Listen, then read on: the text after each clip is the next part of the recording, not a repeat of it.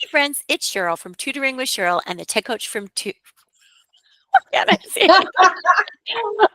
Edit that out. Okay. Hi friends, it's Cheryl from Tutoring with Cheryl and the tech coach for Tutors. I am with my good friend Tina McMillan from Atypical Tutors, and we are on episode 11 of our student success support group. And so we're just here talking today about real friendships for every brain.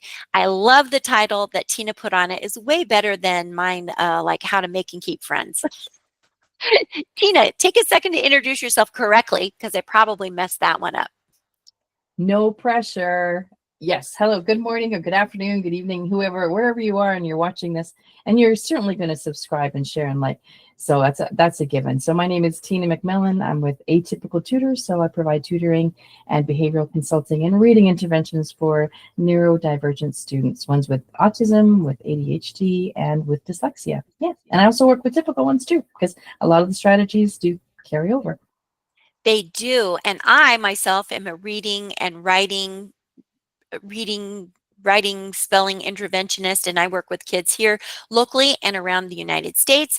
And I also have students that have ADHD and autism and they're dyslexic. And so that's kind of how we met. We just met in a lineable group and hit it off. And we're on episode 11. I just really cannot believe that it's been 11.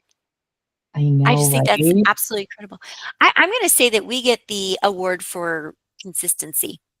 Yes, Yeah, I absolutely. think And even like I'm terrified to do these and I just do it anyway. And it's been such an amazing experience so far. I love it. well, I should leave the blooper at the beginning. Yeah. Oh, Or put it, just leave that. make a blooper reel. Yeah, exactly. We have a blooper at the beginning, but we'll try to edit that out for all of you. So we are going to get started about real friendships for every brain, and I like to consider you my friend, even though Well, we've never met in person. We've never met in person. nope. But Nope. we meet really consistently. So our talk is really for parents to help your children learn how to make and keep friends, but maybe you want to show this to your kids as well. It wouldn't hurt an older child to sit through this because we have some really great suggestions for what you can do to make and keep friends. And so we want to talk about that this is a learned skill, just like crawling, walking, learning to eat, even sleeping patterns for some kids have to be learned skills. But adults and kids alike need to learn how to make and keep friends. So maybe you're a parent that struggles with your friendships. I know sometimes I have to really work at keeping my friends. It's not something that, okay, as an adult, you have your life that goes out in front of you and you're scheduled and all these things happen. And sometimes you have to be very intentional about making and keeping your friends. All right. Absolutely. It does actually take work because your life changes. You have children and then suddenly you realize the friends that maybe don't have kids, you're like, not really have as much in common with them anymore. And you're meeting friends that maybe have kids, so you have shared experiences. So they evolve over time. They do. And I think that's the one thing when my kids were growing up, I had to tell them that the friends you have now might not be the friends that you have later. And they could never really wrap their mind around it until they got about into junior high school. And then they started hanging out with a different group of friends because those friends were associated with their activities. So that is something that I'm sure will come up upon in this discussion. But Tina, I'm going to let you go ahead and start the conversation here, just talking about friendships. You can go from the notes here, the notes that you have in front of you, and then we're going to make this slideshow and a Google Doc available at the end of this conversation or in the show notes, so that if you guys want to, use it in another way, or maybe you want to have this conversation with your colleagues or other educators, parents, even with students, use it as you want. We're happy to share that out. Okay, so take it away, Tina. Well, thank you. Sorry, I have to cough. Well, I'm and just and getting over something, pneumonia. yeah, yes, Tina's just getting over pneumonia. So if she starts coughing, I'll kind of take over here. But I'm going to let you go ahead and introduce this part in between your coughs. Thank you. Thank you so much. So yeah, patient, bear with me. Yeah, it was, not fun. Anyway, so friendship. So everybody knows to some extent what friendships means. And this is kind of a bit more technical definition of it. So definitely crucial. And for everyone, for to start as a child, to create those social and emotional relationships and develop those skills, because not every kid picks up on them. Like some most well, I wouldn't say most, some kids do. Just they'll hang out with they'll see their parents' relationships, they'll see maybe their older siblings' relationships, and they'll see, oh, that's what you do. But not every kid has those skills, that they can actually adapt so quickly. So like you said before, they a lot of times they need to be taught, because they're kind of they're hidden sometimes. There's a thing called hidden rules. So sometimes you don't really know what the rules are when you walk into a situation. It's good to have a guidebook, which I wish came with kids, but they don't come with a guidebook, unfortunately. You're right. You're right. And then some of the skills are cooperation, having empathy, which is very important, and kind of putting yourself in someone else's shoes and kind of thinking, well, how would I react in that situation? That gives you a better understanding as to make you understand how the other person is reacting, and how to resolve any conflicts, which is, could be something small like, hey, that's my ball. That's my ball. I'll prove it. Is your name on it? Like, when I was a kid, it'd be like, what is your name on it? And I used to hate that. I put my name on everything. That's just me. That's my own personal issue. That's how I resolve that conflict. So learning how to do that, and that's a lifelong skill. There's always going to be conflict. I'm sorry to say, you're always going to have conflict, I'm afraid. And the parents are the first person, the first adult in that child's life to help them walk through, because chances are they've gone through a lot of this stuff already. They may not remember all of it, but they did actually go through it, and they survived to tell the tale. So, and then we've got an outline as well, talking about ways that you can actually help your children make friends, and know that, and let them know that they can come to you, for advice, and because you've been there. You weren't born as an adult. You started off as a kid just like them, went through all those things. Because a lot of kids don't think that. They figure, oh, you've always been this grown up. You were never a kid. What are you talking about? So. I agree with you. And as you were going through and mentioning that, it's the parents that, probably their first friend, but also siblings are your first friend. And learning how to just play at home first is really important. And I'm sure we're going to talk about all this in deep detail as we go through. But step one would be to create or cultivate those social skills. And that foundation of any friendship lies in those positive interactions that we have. It's so important to teach our children how to interact with others. Like you said, there's those hidden rules that maybe they don't know. And if there's lots of arguments going on all the time at home, and the kids are always arguing, and then there's never really any resolution to whatever that argument over the toy is, then when they go someplace else, those skills transfer to that next situation. So we want to set our kids up for success. So we want to teach and model empathy and perspective taking. So we want to help our children understand and share their feelings with others. So let's say, the two kids are fighting over whatever that toy is, teaching them to take turns, talking about how they feel when they didn't get their turn. Like, I wanted it now, and no, I wanted it now. Well, we're going to take turns. We can set a timer if we have to, or you play with this toy right now, you play with this toy right now, and then you guys can mix it up later. But books can really help children.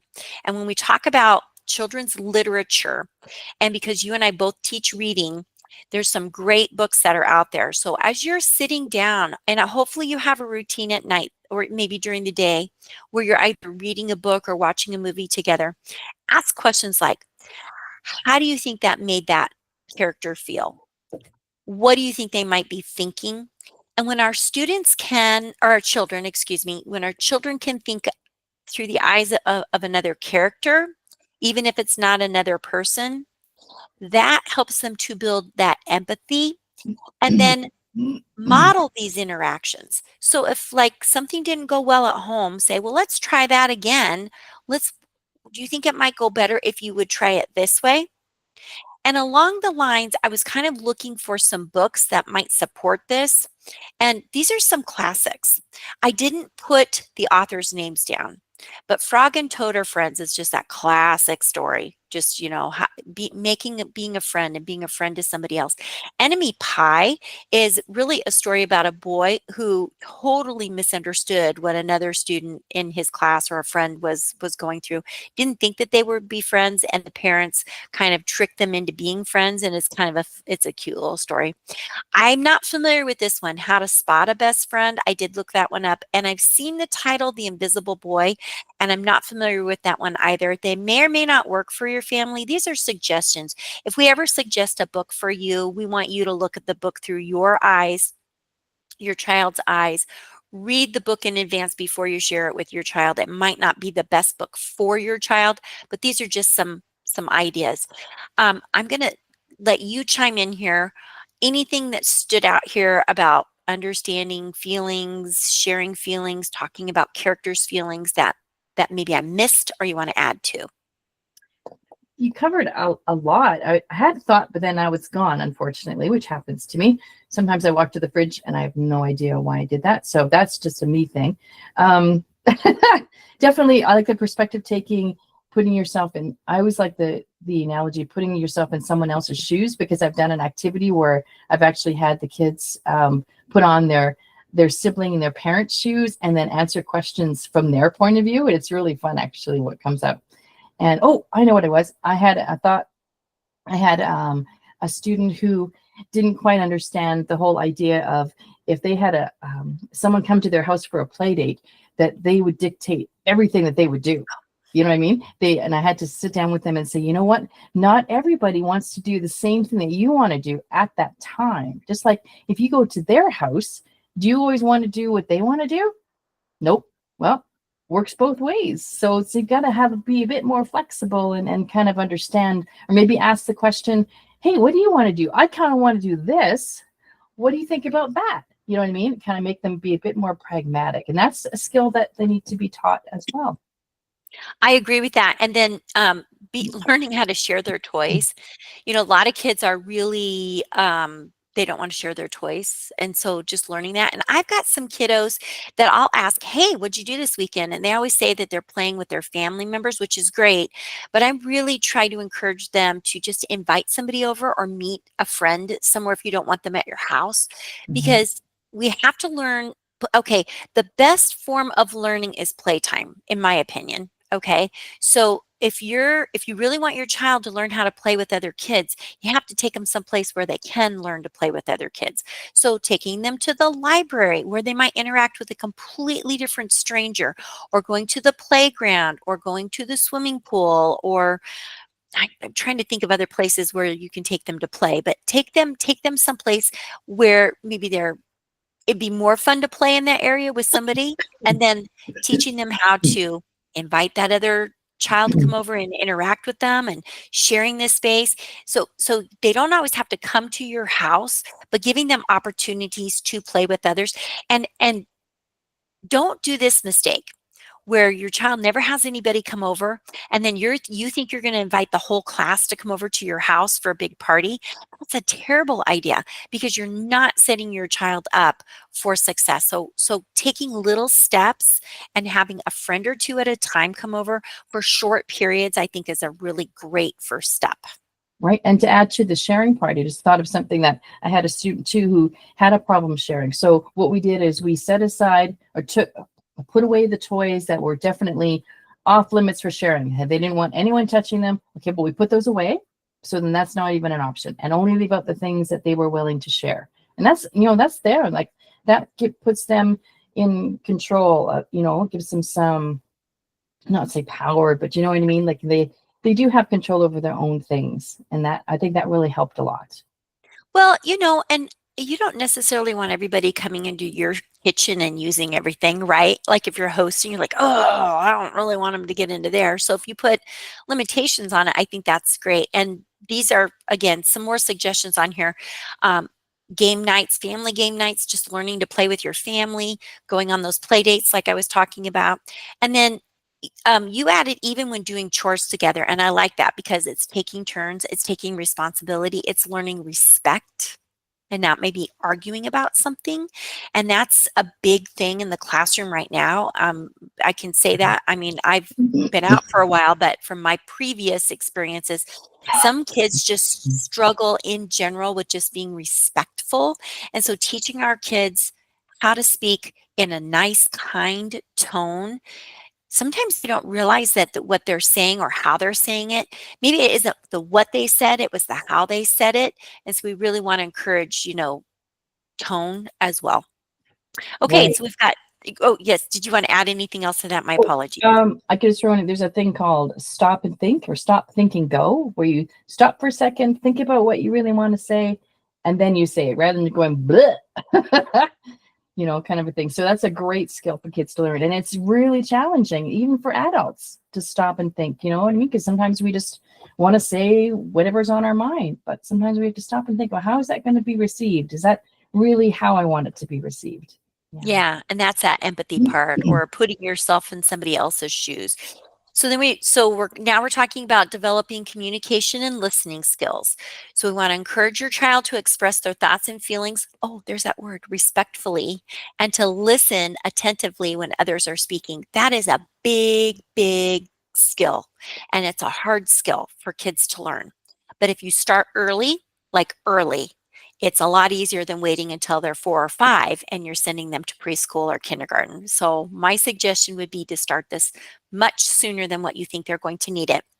And you And do that then by modeling. You model the behavior that you want to see out of your children. They see you doing it. They're going to have a better understanding as to why you're doing it, and they can see the results of what you're doing right away.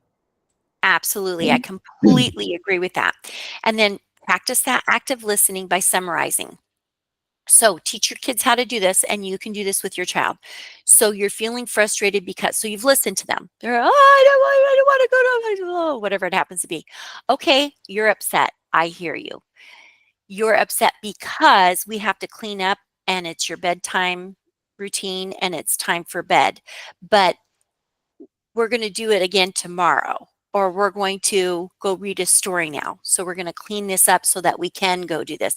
I mean, that's just a simple idea, but that teach them how to express their feelings. Sometimes they won't know, and you can kind of talk them through it. But when they learn it at home, then they can do it in other places. And that's really, we really want to have kind kids, right? And so for them to be kind, we have to model it. We have to teach them how to do it. Right, and giving them and labeling their emotions. So when they're showing an emotion or a feeling, label it for them, because they, like you said, they don't really know how to express it. So you can just say, well, remember you did this and this and this. Oh, I think you were feeling this, or I think it looked to me like you were feeling that, and I've had that feeling too. Remember when I did that? That's how I was feeling. So then they will get to recognize, like, over time. It's a lot of practice. It's a huge skill to learn. So it's going to take practice, so they can start learning how to label their feelings and understanding, not just I'm happy or I'm sad. There's lots more Yeah, and in there. those great posters, we've shared some of those posters before. Just you can buy posters and you can get the feelings and the emotions. And okay, so this is what frustrated looks like. This is what sad looks like. This is what puzzled looks like, whatever it happens to be. Yeah, and scared and confused, and yeah, all those things. Yeah, it covers Those everything. things, yeah, those things are really important. So step 2 is creating opportunities and providing support. So I've already kind of mentioned this earlier in our conversation, but kids need chances to interact with their peers. And I like this supportive environment. So you don't necessarily need to jump in and save them from everything, but facilitating. So you arrange that play date. You say, hey, let's have so and so come over and let's build with Legos. So the friend comes over and you're like, hey, we're going to play with Legos for a little bit. Let's do whatever. And then you facilitate it. And you see a little argument going. You say, I noticed you're feeling frustrated. Awesome. I totally understand. Let's come up with a way to solve this problem. I would do that all the time in my classroom. And that was because there was a lot of kids that, and listen, people, I taught 5th grade the majority of the time I was in school. So even as 10 and 11-year-olds, they were struggling with this, okay? So just helping them facilitate and talk through it's really important. But you've got your sports, you've got your clubs, you've got the arts that they can go to. Taking the kids to community events where they're going to interact with other people. Starting one-on-one play dates if your child's really shy or introverted, or maybe um, has a neurological disorder that keeps them from being able to socialize well with others. And then putting them into the group settings a little bit at a time. Don't just take them to, for their very first outing, the local library event where there's going to be 50 kids and plop them down and say, have fun. I've Yeah.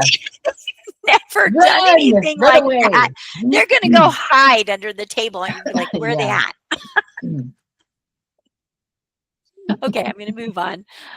Okay, so, and then coaching through those friendship challenges. And I found myself doing this all the time in the classroom where they would have a problem with another student and helping them talk their way through it. So, again, friendships are going to have those ups and downs. We have to talk through the problem, we have to brainstorm solutions, and we have to consider the other person's point of view. It can't just be what we're thinking, feeling. We have to put ourselves into the shoes of the other person, but we don't want to solve the problem for them, because when you're always solving the problem, they're always going to come to you when they have a problem. So you want to teach them the skills to get through that. And I'll bet that you probably have some examples from some students that you've worked with that you could share, or some ideas that might help parents understand some things that they could try. Yeah, and also I wanted to add that letting them know that just because they had an argument with their friend, it doesn't mean that the friendship is over. It just means that maybe they just need a little time to think things through, or just kind of be away from you for a bit. And same with you. Maybe you need time to kind of like, oh, I can't see them today. I can't deal with them, because then that happens too. It doesn't mean that your friendship is over, that you could never going to talk to them again and for the rest of my life. Do you know what I mean? I always hear those statements, even when my kids were teenagers. It was like, oh, so having to be patient and not trying to fix their problem for them, just to pile on what you had just said too, because otherwise, like you said, they're never going to be able to solve their own problems, and they can build off that. Like, remember that time you and so had that fight, but then you kind of maybe took some time off, and then you kind of made the first step, or maybe they made the first step to kind of apologize, or can we just move on, agree to disagree, let's keep going. And then I it agree. works I agree with you completely. out. And when you said that part where my friend, I'm not going to be that person's friend anymore, that was the big thing in like fourth, fifth, and sixth grade. You'd have an argument. I'm not going to be your friend anymore. Okay. Teach your children to say, you know what? I really like spending time with you, but today I think I'm going to go play with this person instead. And and hopefully the other child will be like, oh, okay, I'll go play with this person today. Let's play tomorrow. So, or, hey, would you like to come with me? I'm going to go play with this person. And then your best buddy has the choice of whether they want to stick around and play with them or not. And if we teach that form of friendship, things will be a lot easier down the line, Right, and because then they'll know that they understand how have to, choices. yeah, and they'll be able to understand how they can make more friends. They don't have to just have the one that they do everything with, because then that sometimes it doesn't end well. The person might be like, well, today I do want to play with someone else, but they don't want to hurt their feelings and that kind of a thing. So it lets them know that just because they're playing with that other person, it doesn't mean that they don't like them anymore. It just means they just want a bit of a change, and that's very normal. Yes, yes, and that's something to teach in advance too.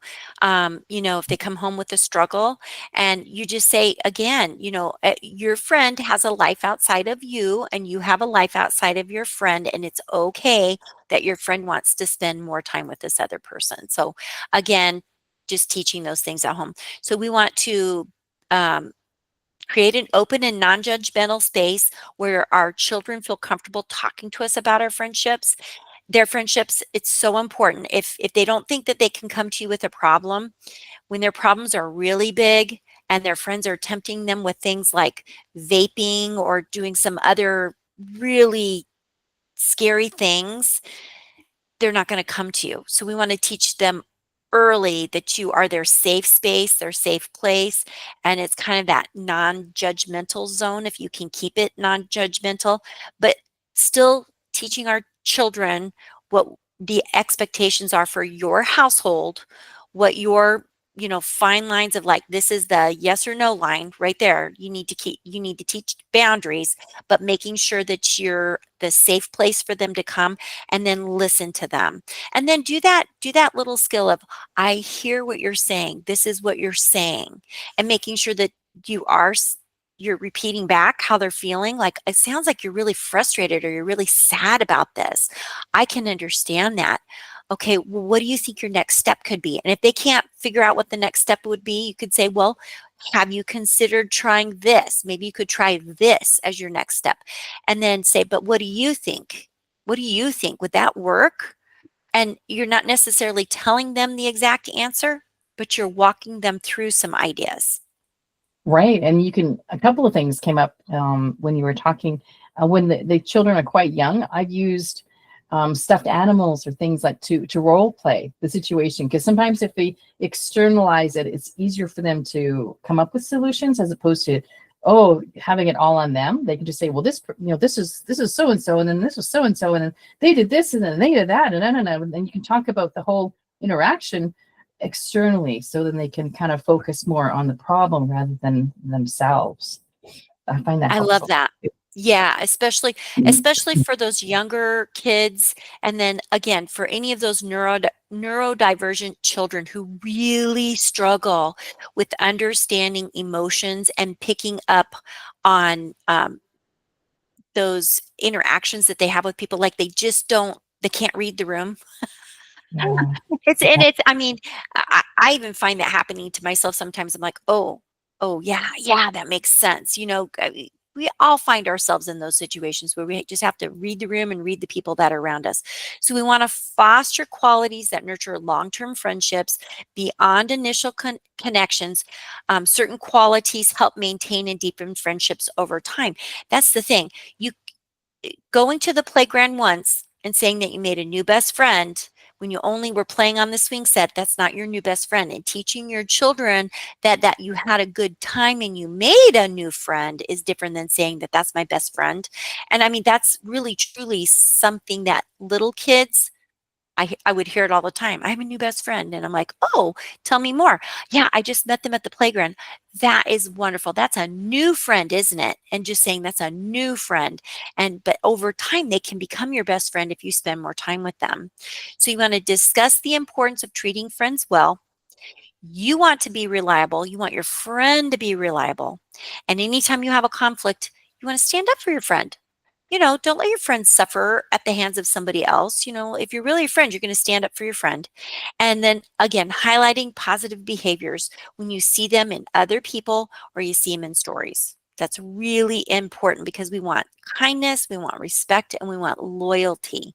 That to me would be a best friend. Absolutely. And it's up to us to let the child know what is a friend. Because a lot of times you'll ask them, well, what is a friend? They have no idea. They don't know. And Well, do you like it when you do this, or when did they like it when you did that? Oh, well, that's a good thing. Let's do that again. You know what I mean? So they just have no idea. They don't have the vocabulary and the emotional level. Sorry. To be able to understand, well, what is a friend, and how do I know if they're actually being a friend? Because sometimes, there's kids out there that have maybe not learned the greatest skills, and they might think they're being a friend when they're really not. They might be being a little manipulative. Kids never manipulative. What am I saying? That never happens, right? But the perfect kid and the best kid in the world is going to be manipulative at some point when they want something that they're not getting, right? And they're going to figure out a way to get it. But we want to encourage more positive interactions, definitely, and behaviors, so that eventually over time, because sorry, going back to another example, I have a kiddo who struggles with making friends, and I had to sit down with the parents and just say, look, we need to really work on these social skills, because he's not always going to be a kid. And then translating to be an adult, he might not have any friends being as an adult. He might struggle finding a job if he doesn't develop these skills, because he's going to be an adult longer than he's a child. So now is our time to really help him understand how important things are that maybe he doesn't think are important, but we give him examples and role play, and use any teaching moment possible. So yeah. I agree with you. And then, just teaching your kids the social skills that they need to be a friend. And one thing that I remember telling my children as they grew up is you need to be friendly to everyone, but you don't need to be a friend to everyone. There's a difference. Being Yeah. kind and polite and considerate is something that was always an expectation. I don't know if my kids did it 100% of the time. I wasn't with them 100% of the time. So, that's just the way it is. But you can be friendly to everyone, but you do not need to be a friend to everybody. And to me, being a friend to somebody is where you're going to stick up for them or whatever. And if somebody is being disrespectful to you and you think that they're a friend, that's not the kind of person that you want to have in your life. So teaching our kids what disrespect looks like is just as important as teaching them what respect looks like, because we don't want our children to have the wrong crowd, be in the wrong crowd for them and for your family and for your expectations. So we want them to be selective about choosing their friends so that they're happy. Because, when you're with the right people, when you're happy, right? So that's just something. And again, it comes down to parents. It comes down to what you want for your child, what your expectation is. But just having seen it myself, that's what I got to say about that. Yeah, I've even had conversations with my kids, not very often, but I do remember it coming up where, I told them, I love you, but I don't like what you did right now. I don't like you right now. I'm not, I don't want to say impressed. I'm not pleased. I'm kind of disappointed in why you did that, but I still love you, but I'm just saying I did not like that, how you treated that person. And Right. we need to figure this out. So going forward, it's either going to be a good relationship or it's going to be not, maybe it's not going to be a relationship. And then let them know that if it doesn't work out, if maybe you were a friend, in September, by November, you just, decided to do other things, that's okay. It doesn't mean, like we Mhm. said before, it's you're never going to talk to them again. You probably will, but maybe in a different capacity. And you've met 3 other people between September and November when you go back to school, and you found more things in common. And that's kind of part of being a friend too, is the reason you are drawn to that person is because you're thinking the same about something. You have that in common. And then you learn to realize that is kind of an important thing to have a friend. But you might like 10 different things. So you might have 10 different friends because you like something in common with each person. You can't always find one person that likes everything that you like. I love what you just said. You might have 10 different friends. That would be really good if you could have 10 different friends. Yeah. I love that. I love that. So we want to teach healthy conflict resolution, giving our kids simple strategies for resolving disagreements using I feel statements like I feel sad when this happens because I feel like whatever it happens to be. So they give this I feel statement. And then the other person can say, well, I feel angry when this happens because this is the result of that. And then maybe you can look for a compromise, coming up with something in the middle, and then teaching our kids how to role play that. And you can literally do that when their friend comes over to the house. If there's an argument, just stop them and say, hey, I hear a ruckus. I hear some noise. Can I help you through that? Let's talk about that. I want you to say how you're feeling. Why are you feeling that way? Well, how are you feeling? And why are you feeling that way? Well, what could be our next step in resolving this problem? And the kids then come up with the answer. You're not the one who's doing it. You're just helping them through it. I would use that all the time in my classroom with students who just struggled. They would just butt heads. They just were like oil and water. It wasn't that they weren't both great people. They just didn't get along. And so then I wouldn't put them together if I could help it. if I knew that. We're like, "Yeah, those 2 aren't gonna work together." Absolutely. And just to pile on to that, the I feel statements, I love those because I just recently had an older student, and he's been having a conflict with this other student, and to the point where they've both been suspended. So it's been quite serious. And that my student was saying, well, he made me feel this. He made me do this. Like, well, he didn't actually. You are in control of your emotions and your actions. So no one can make you do what you don't want to do. So, and he was quite surprised by that. He didn't expect that reaction. I said, no, he didn't make you do that. You decided to do that. So we need Yeah. to stop and think next time about when he does that, what is your reaction going to be? Because that's going to determine what his reaction is going to be. And you already know what that's happened in the past. So do you want to go down that road again? Or do we want to make a change so that the outcome is different? Because if you don't change anything, everything's going to be the same. Yeah, yeah. I mean, you're preaching to the choir. I would have those conversations with students as well. And I haven't so much in my tutoring, but I have come across some students who say, so and so really bothers me in the classroom. And I'm like, okay, have you used an I feel statement? Or have you said, hey, I can hear you.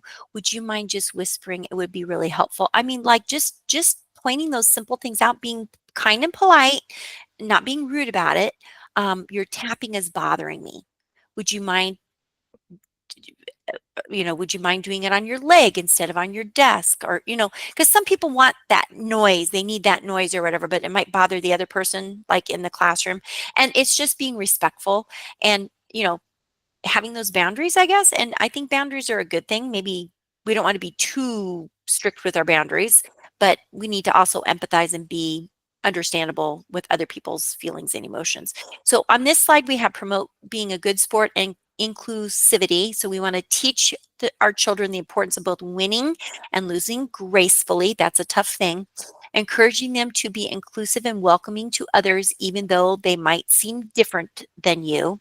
And this is going to foster a positive reputation. I love the fact that the word reputation is in there, and make them a more desirable friend. I would have those conversations all the time in the classroom. You are developing a reputation. What people see is your your actions. And so if they only see and hear you, but they don't know you, when you're always having this explosive reaction to everything, you're getting a reputation of somebody who's unsafe and people don't want to work with you. But you want friends, right? So we've got to learn to calm down when we don't get our way.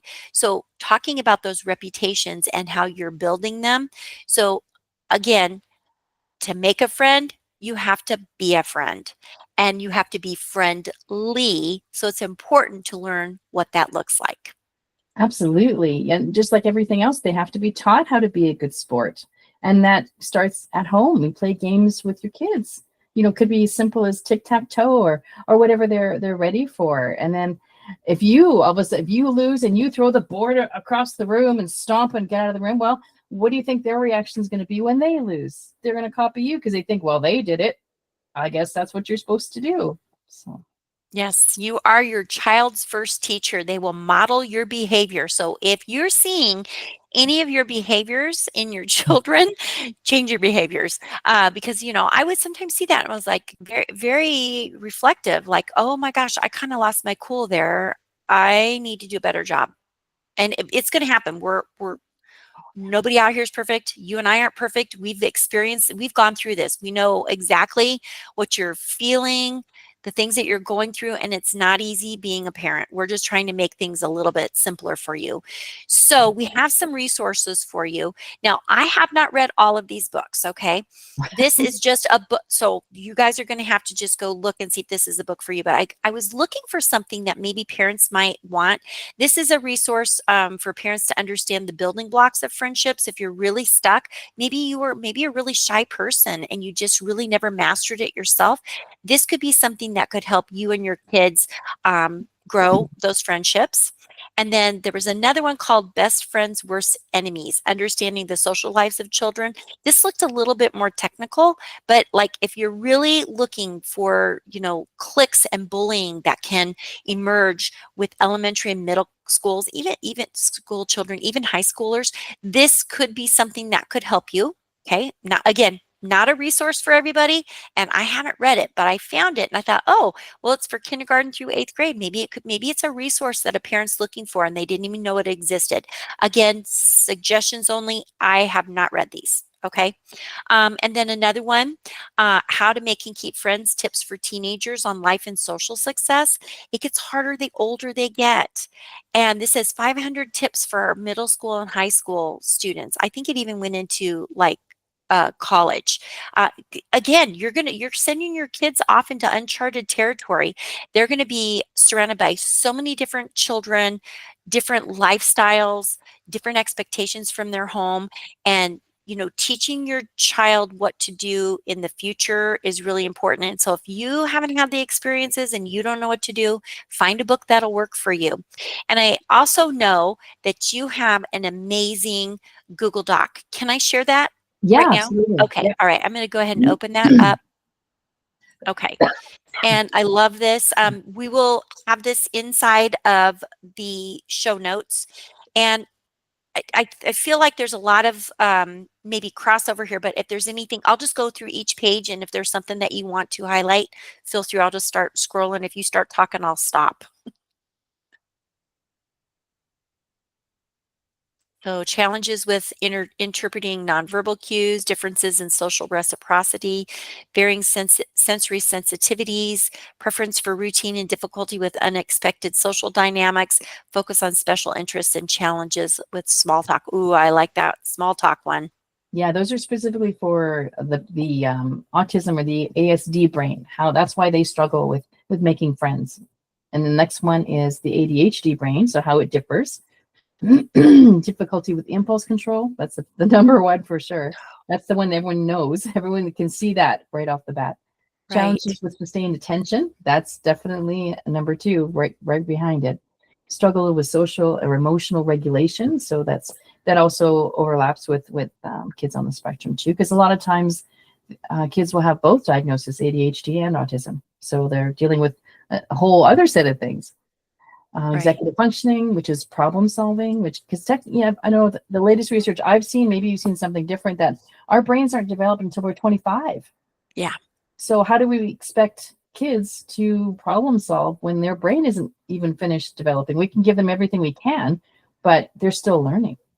And right, then the hyperactive part of it and difficulty staying calm. So being able to find strategies that can help calm themselves when they recognize. And the first step is getting them to recognize what their body is doing and then what makes them feel better and helps them calm down, kind of a thing. There's lots of ways to do that too. And the last one is for kiddos that have dyslexia, which typically you wouldn't think of as being a behavior, but it can lead to behaviors if the frustration level gets to a point where that's the only option they have is to lash out. Like, well, I don't understand this. Nobody's helping me. Why can't I get this? Why do I feel stupid? I'm not stupid. You know what I mean? Or I feel really stupid in this, and you know what I mean? So then they get really frustrated because of that. So there's different strategies. Maybe they're better at listening to certain instructions rather than writing them down, and just being aware of that. And their self-esteem is affected because they've been told, that they don't understand, or they read something and it doesn't look like it's English. They don't understand what they're looking at. They can't read it. So then they feel, they don't feel smart, and they feel, they just want to hide, and maybe they're not getting the help that they need. So, and misunderstandings and just understanding sarcasm, which kids don't generally like sarcasm. And I get it because it's pretty negative for the most part. So I understand that they don't get it, but they're still going to be exposed to it in one way or another, either through YouTube or whatever they're watching. They're going to see it and they don't get it. And then they feel uncomfortable and they're not sure why. They're helping them understand those nuances of our language, and especially texting and emails. You don't understand the context of what the person is saying, unless it's in all caps. Well, then you kind of know, well, they're not happy. They're yelling. But still, that's a learned skill. If they didn't know that, what if they just like typing in caps and they don't understand why their friend doesn't return their text because, the friend thinks they're yelling at them, but maybe they just like that font. You know what I mean? Like, who knows? Could be so many ways to misunderstand communication. And then having dyslexia makes it even harder, so. Yeah. Yeah, I agree. I think that's a great resource for families, and that we will have that inside of our show notes, so they will have access to the slideshow. We'll share it as a shared file. Actually, I'll probably just say a copy file, so you guys can just copy it Mhm. into your own drive, and then the notes as well. And so we want to thank everybody for joining us today. And again, if you feel like your child needs some support, either one of us is happy to help. Just hop on over to our websites. We're really easy to get a hold of. Both of us have contact forms, or you can email us or call us. And I want to thank you again for joining us. And please like, share, and subscribe, because I hope we're gonna do another year of these. Yes. Do you think we have another year of these in us? I think we have so much in us that needs to come out, or we're going to go crazy. Well, we want to thank everybody for joining us today. And as usual, you guys keep the learning going, and we will see you in episode 12. Bye-bye.